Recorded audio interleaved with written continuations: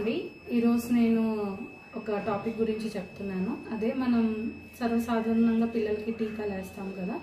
ఈ టీకాలు వేసేటప్పుడు వచ్చే సైడ్ ఎఫెక్ట్స్ గురించి మాట్లాడాలనుకుంటున్నాను.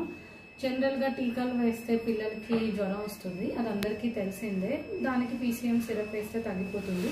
ఇంకొంతమంది పిల్లలకి మనం వాపు కూడా వస్తుంది.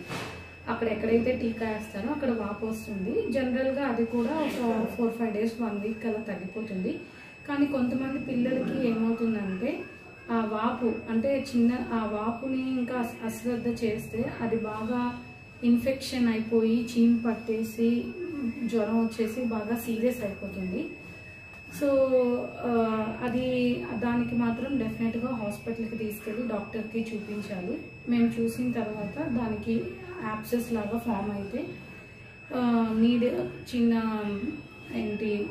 బ్లేడ్తో చిన్న ఇన్సిషన్ ఇచ్చి మొత్తం పస్ అంతా డ్రైన్ చేసి యాంటీబయాటిక్స్ పెడతాము.